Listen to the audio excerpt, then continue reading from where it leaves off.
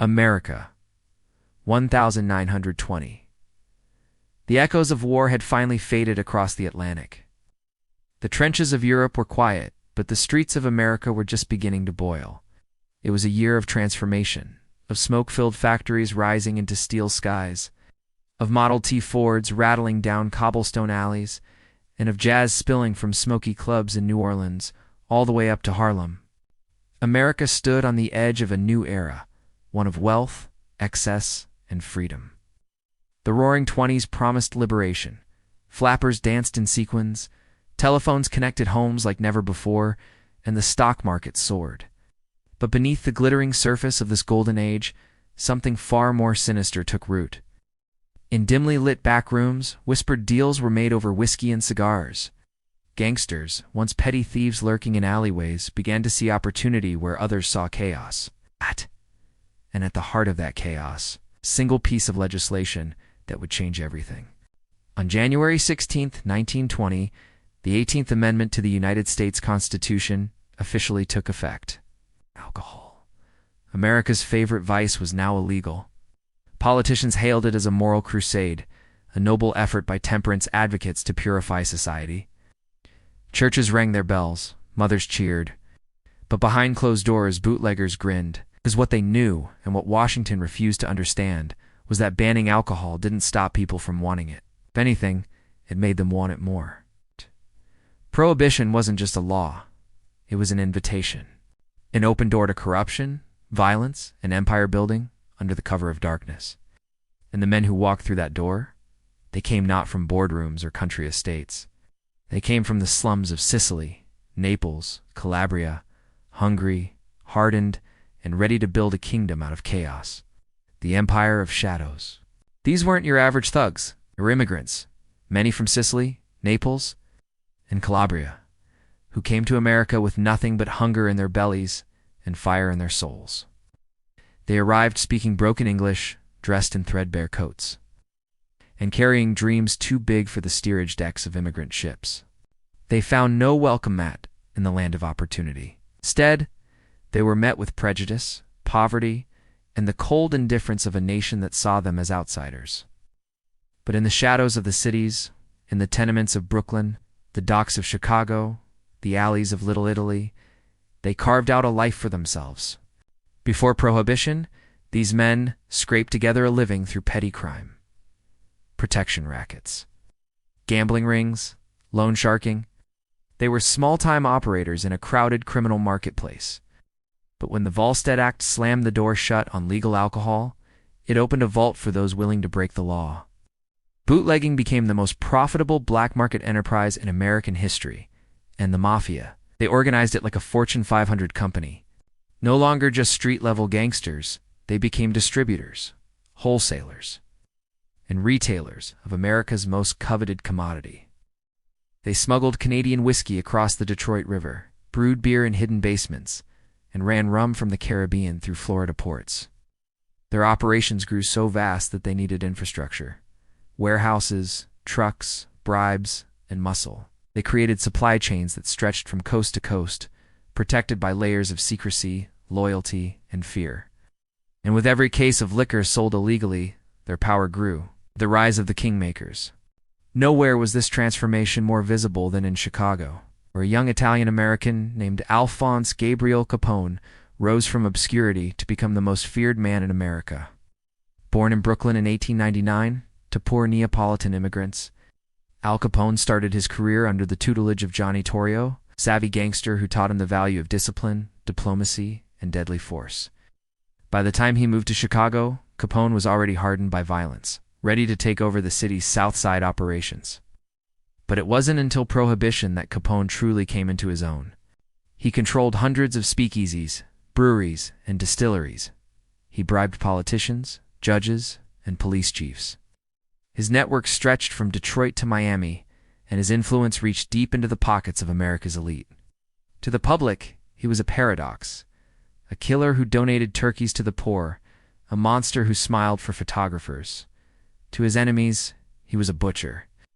To his rivals, he was a king.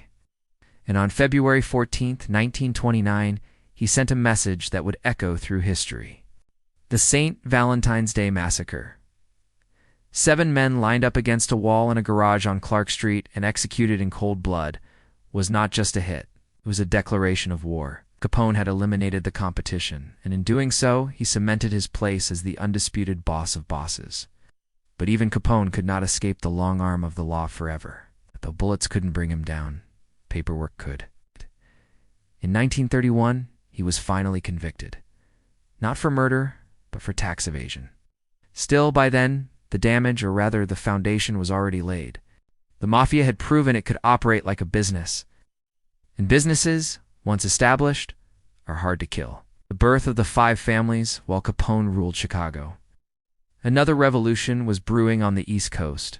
In New York City, the beating heart of organized crime. Here the Mafia evolved from loose gangs into structured families. 5 dominant groups emerged, each with its own territory, rules, and code of honor. These were the Bonanno, Colombo, Gambino, Genovese, and Lucchese families. The foundation of modern American organized crime. At the center of this transformation stood Charles Lucky Luciano, a visionary unlike any mobster before him. Luciano wasn't interested in short-term gains or reckless violence. He wanted power, yes, but also order. He envisioned a national syndicate, a corporation of crime that could operate across state lines without internal wars tearing it apart. He allied with Jewish gangsters like Meyer Lansky and Bugsy Siegel, forming what became known as the National Crime Syndicate, a coalition that brought structure to chaos, profit to paranoia, and legitimacy to the illegitimate. Under Luciano's leadership, the Mafia stopped being just a collection of violent ethnic gangs. It became a business, complete with boards of directors, meetings, and contracts. It controlled unions, piers, trucking routes, and nightclubs. It owned politicians, newspapers, and even sports teams. It wasn't just crime anymore, it was infrastructure. And at the heart of it all was a word spoken only in whispers, the sacred code of silence. Luciano understood that loyalty and secrecy were the Mafia's greatest weapons. Betrayal meant death. Silence meant survival. And yet, even within this tightly controlled world, power struggles were inevitable. The Castellamarese War of 1929-1931 was one such battle, a brutal conflict between 2 factions vying for control of New York's underworld.